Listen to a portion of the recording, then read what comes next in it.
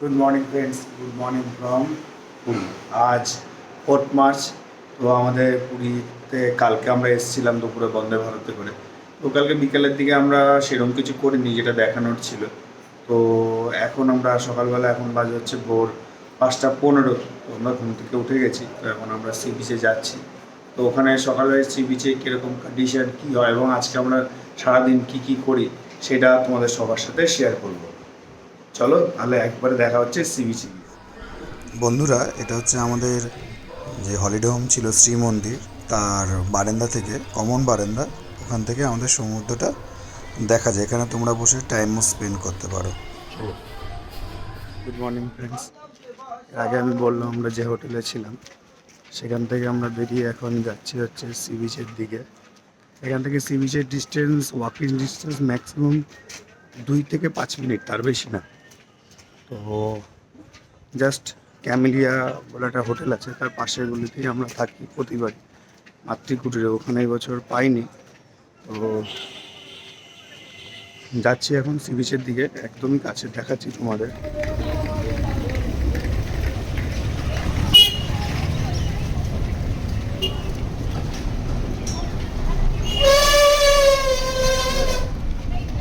এই ডান দিকে camellia hotel, আর এই গলিটা দিয়ে বেরোলেই আমরা পেয়ে যাচ্ছি হচ্ছে সি বিচ।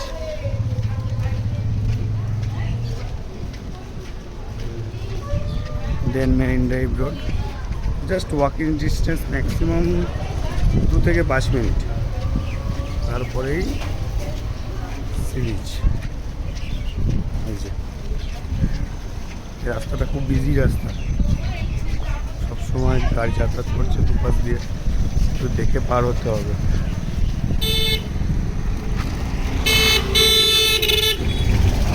মানে এই রাস্তাটা দিয়ে ডান দিকে যে নতুন বাইপাস, ওখানে ওঠা যায়, প্লাস সাইড সিনে যাওয়ার জন্য এই রাস্তাটা লাগে।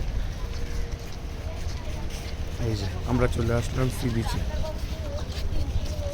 সকাল সকাল প্রচুর লোক যাচ্ছে, আজকের দিনটা মেঘলা ওয়েদার।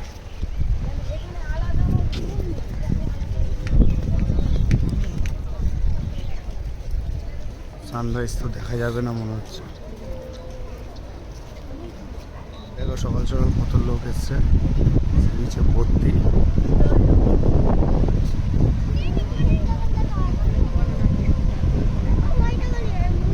সবসময় সমুদ্রে একটা উত্তাল ঢেউ।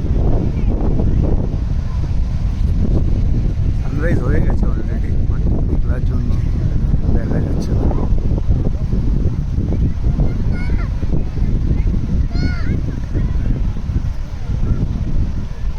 দেখো কত ভিড়।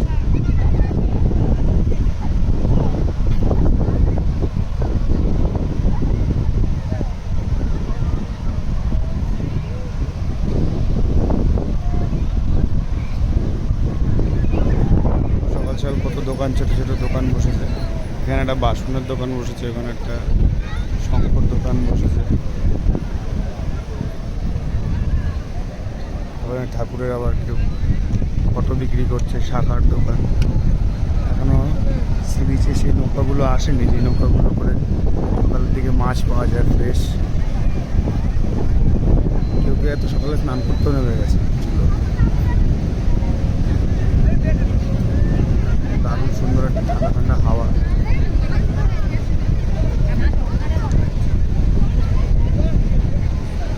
প্রচুর ভিড়, প্রচুর লোকের।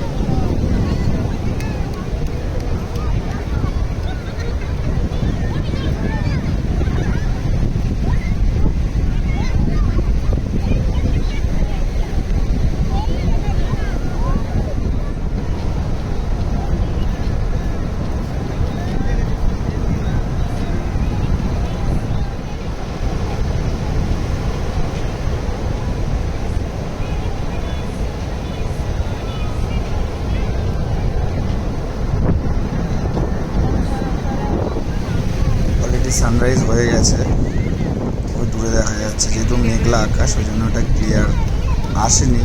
যেটুকু দেখা যাচ্ছে সেটুকুই দেখানোর চেষ্টা করলাম।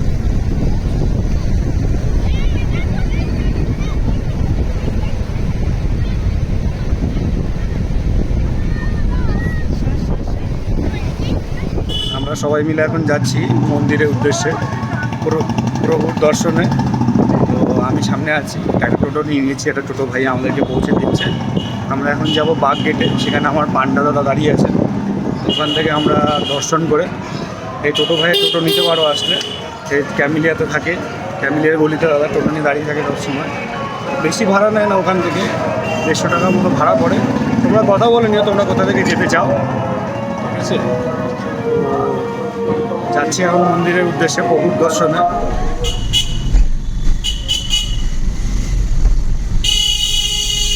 তো বন্ধুরা, আমরা এখন প্রভুর মন্দিরের সামনে আছি। তো আমরা বাগ গেট দিয়ে ঢুকবো। তো আমাদের যিনি পান্ডা আছেন দাদা, উনি আসছেন। এই এখন মন্দিরের চারপাশটা খুব সুন্দর ব্যবস্থা করেছে, চাইলে তুমি মন্দিরটা পুরো পরিক্রমা করতে পারবে। খুব সুন্দর ক্যাম্পাসটা বানিয়েছে, পরিক্রমা মার্গ ওখানে লেখা আছে একটা জায়গাতে। খুব সুন্দর করেছে, মানে তুমি চাইলে পুরো মন্দিরের চারদিক থেকে প্রভুর পরিক্রমা করতে পারবে। এই বাগ গেটে প্রচুর ভিড়, প্রচণ্ড লোক, ওখানে প্রচুর ভিড় আছে। আমরাও যাবো ওইদিকেই। এই যে প্রভুর মন্দির, প্রভুর দর্শনে আমরা এসেছি। ভেতরে তো ক্যামেরা অ্যালাউ করে না, তাই ভেতরটা দেখাতে পারবো না। মা একটু বসে ওয়েট করছে।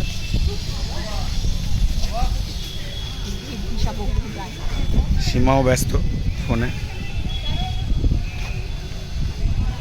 মন্দিরের চারদিকটা খুব সুন্দর করে গোছানো, খুব সুন্দর মেনটেন। ওখানেও অনেক রকমের ফুলের গাছ আছে, প্রচুর সিকিউরিটি আছে। গুড মর্নিং ফ্রেন্ডস, আজ 5 মার্চ। আজ আমরা এখন আছি পুরী সি বিচে। তো সকালবেলা অলরেডি আমরা চলে এসেছি সানরাইজ দেখার জন্য। অ্যাজ ইউজুয়াল কালকের মতো আজকের দিনটাও মেঘলা। দেখা যাক, ওয়েট করি। টাইম তো অনেক হয়ে গেছে, এখন অলরেডি ঘড়িতে 6:20 বাজে। তো সি বিচে সানরাইজ হোক না হোক, এখানে প্রচণ্ড ভিড় হয় প্রতিদিন। অনেকে ক্যামেল রাইড করে, অনেক হর্স রাইডিং করে। এখানে ক্যামেল রাইড, হর্স রাইড সব কিছু দেখতে পাচ্ছ। অনেকে মর্নিং ওয়াক করে। তারপরে তো মাছ আছে, মাছের গাড়িগুলো, মাছের এই নৌকাগুলো আসে, দেখতেই পাচ্ছ। আর সকালের সময়টা খুব ভালো লাগে সি বিচে কাটাতে।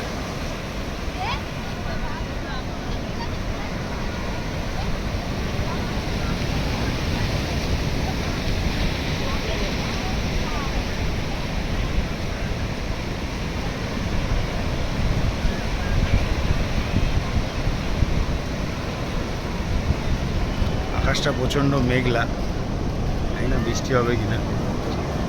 চারদিকে একটা কুয়াশা কুয়াশাচ্ছন্ন ভাব।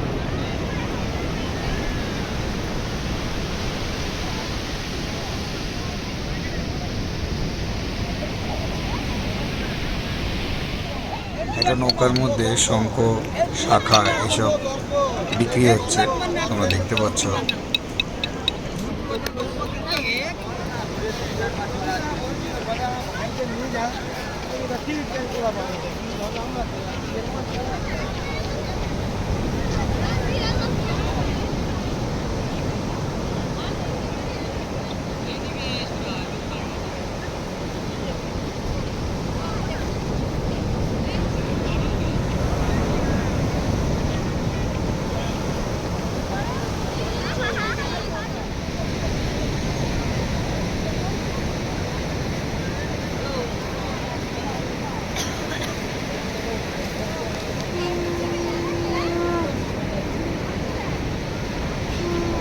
দূরে দেখতে পাচ্ছ একটা নৌকা আসছে মাছ নিয়ে।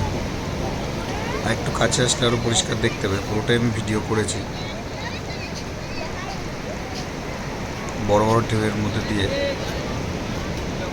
নৌকাটা আসছে।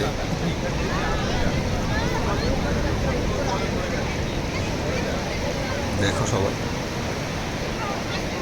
অনেকটাই কাছে এসছে।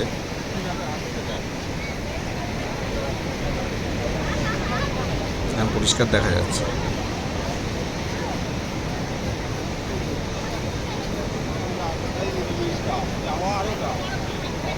এগুলোতে করেই মাছ নিয়ে আসে এবং আমাদের মতো যারা পর্যটকরা ওখানে যায় তারা সেই মাছ ওখান থেকে কিনে তারা অনেকেই রান্না করে খায়। পুরীতে আসলে রান্নার ব্যবস্থা আছে ম্যাক্সিমাম হোটেলেই, তোমরা ওখান থেকে রান্না বান্না করে খেতে পারো।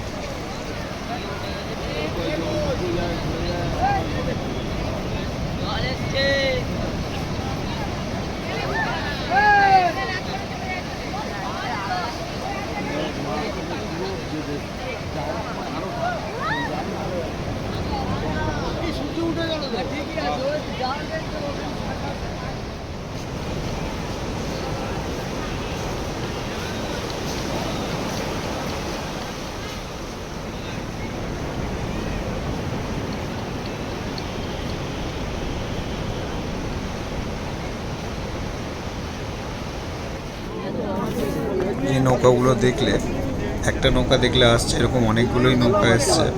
ওই মাছগুলো দেখতে পাচ্ছ জাল থেকে বের করে এখন টাটকা মাছেরা রাখছে। এখান থেকেই যারা চায় তারা ওখান থেকে কিনতে পারে। এরকম একটা না অনেকগুলোই নৌকা আসে সারা সকাল ধরে, ম্যাক্সিমামটা ভোরবেলার দিকেই আসে। সব লাগবে না তো,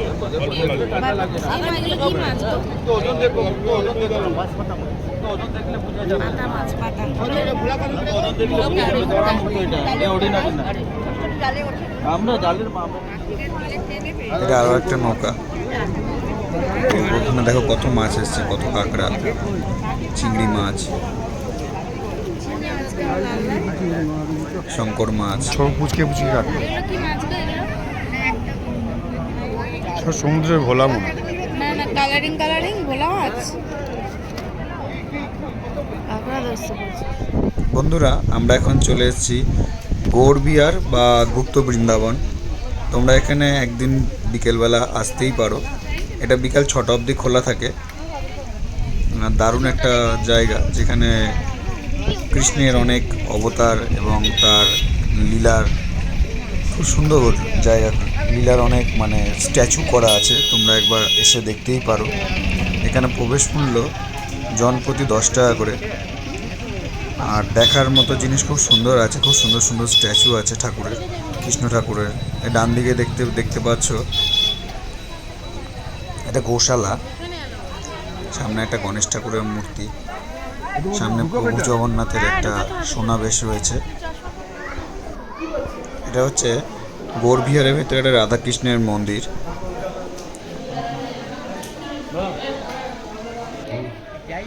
মা যশোদা শ্রীকৃষ্ণ গরুর থেকে দুধ খাচ্ছে। এটা একটা মা সরস্বতীর স্ট্যাচু, এটা মহাপ্রভুর স্ট্যাচু, খুব সুন্দর রয়েছে এখানে। এটা রয়েছে শ্রী বিষ্ণুর খুব সুন্দর একটা স্ট্যাচু রয়েছে। শ্রী চৈতন্য মহাপ্রভুর এবং নিত্যানন্দ মহাপ্রভুর খুব সুন্দর একটা স্ট্যাচু আছে। এখানে একটা বজরংবলীর অনেক বড় মূর্তি আছে এবং তার ঠিক অপোজিটে শ্রী রামচন্দ্র আপনারা দেখতে পারবেন দাঁড়িয়ে আছেন তীরধনুক হাতে নিয়ে। খুব সুন্দর, এটা বজরংবলী খুব বড় করে এই মূর্তিটা বানানো।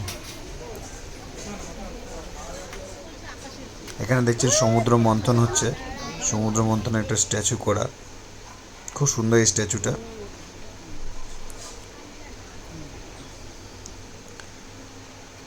এটা একটা খুব সুন্দর পদ্ম পাতার সরোবর। এখানে নৃসিংহ অবতার, এখানে তুমি দেখতে পাচ্ছ এটা বৌদ্ধদেবের মূর্তি এবং অনেক দেবদেবীর এখানে স্ট্যাচু করা আছে পুরো গুপ্ত বৃন্দাবন জুড়ে। এটা হচ্ছে নৌকা বিহার। ওখানে একটা ভোলা মহেশ্বরের একটা স্ট্যাচু আছে, এটা একটা মা লক্ষ্মীর স্ট্যাচু, প্রচুর দেবদেবীর এখানে স্ট্যাচু। এটাও একটা মা লক্ষ্মীর স্ট্যাচু।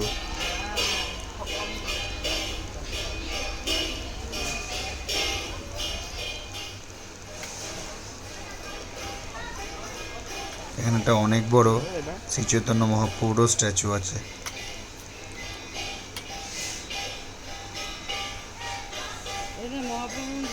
লম্বা করে শোয়া ছিল।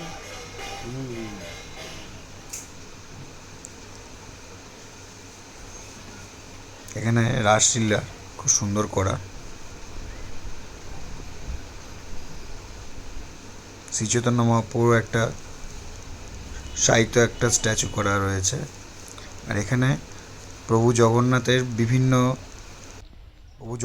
বিভিন্ন বেশ, সারা বছর যে বেশগুলো আমরা দেখতে পাই, এবং মাঝখানে রয়েছে মা লক্ষ্মী এবং বিষ্ণু ঠাকুর। খুব সুন্দর এই জায়গাটা। বাবা জগন্নাথের বিভিন্ন সময় যে বিভিন্ন বেশ ধরেন উনি, সেই বেশগুলো করা রয়েছে।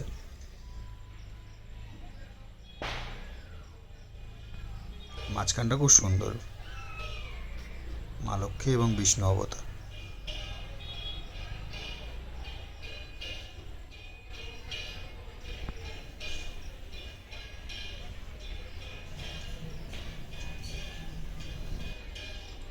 এটা আমরা দেখতে পাচ্ছি, এটা ঢোকার সময় দেখেছিলাম ডান দিকে গোশালাটা, সেটা এই ব্যাক সাইড দিয়ে।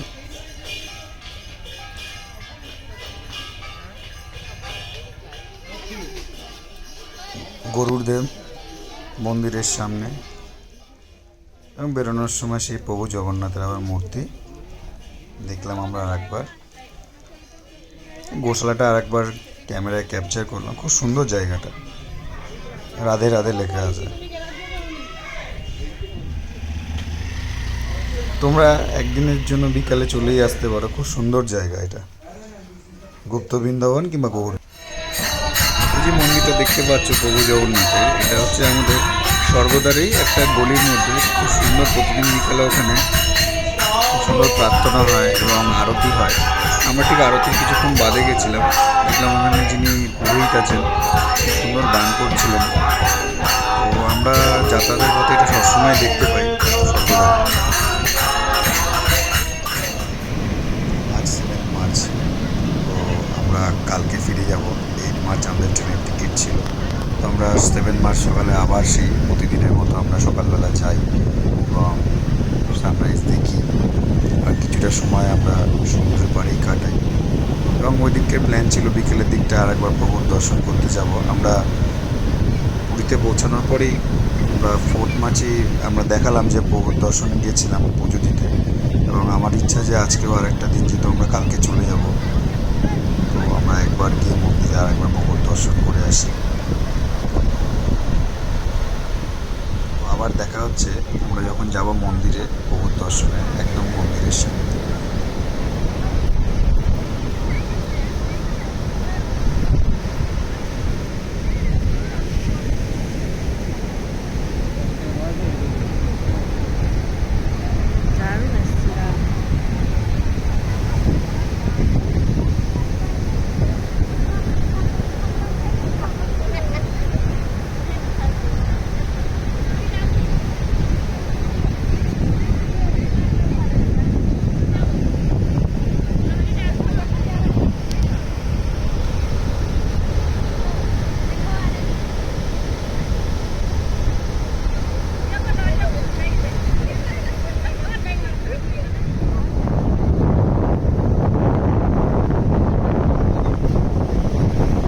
আমরা আবার চলে এসেছি প্রভুর দর্শনে। কালকে আমরা চলে যাচ্ছি পুরী থেকে, তাই আমরা প্রভুর দর্শন করতে এসেছি আজকে।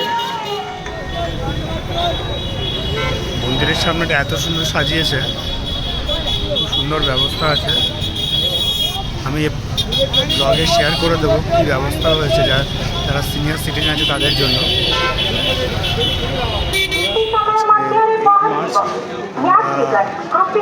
থেকে ব্যাক করছি, সবার একটু মনটা খারাপ। তো আমরা পুরী ব্লগগুলো দুটো পার্টে আসবে। তো একটা হচ্ছে আমরা এসেছি, আর একটা হচ্ছে আমরা ওখানে কীভাবে রিটার্ন করছি সেটা থাকবে। আমরা ব্যাক করছি সেই বন্দে ভারতে, দাঁড়িয়ে আছে 2 নম্বর প্ল্যাটফর্মে। তোমরা দেখো আপ স্টেশনে 2 নম্বর প্ল্যাটফর্ম থেকে 222-896 বন্দে ভারত হাওড়া, পুরী থেকে হাওড়া যাবে। 1:50 ডিপার্চার টাইম আছে, 2 নম্বর প্ল্যাটফর্মে দিয়েছে। তো আমরা যাই ট্রেনের ভেতরে, কী কী ফ্যাসিলিটি দিচ্ছে রিটার্নিং টাইমে, তো আমরা সেটাও তোমাদেরকে সবাই জানাবো। তো বন্ধুরা, 222-896 বন্দে ভারত এক্সপ্রেস পুরী টু হাওড়া যাবে। আমরা এই ট্রেনে করেই যাচ্ছি। লাগেজটা যা সেট আপ করে আসলাম। তো আমাদের কোচ পড়েছে C13, সিট নাম্বার 35, 36, 37, 38। চারটে আছে, 35, 36, 37, 38। তো অলরেডি বাবা মা বসে আছে, আমি আর সীমা একটু এসেছি ট্রেনটা জাস্ট তোমাদের এবার দেখানোর জন্য। সবাই যদিও আগে দেখেছে, এর ইনোগ্রেশন ভিডিও অনেক ব্লগেই আছে, দেখতে পাবে তোমরা।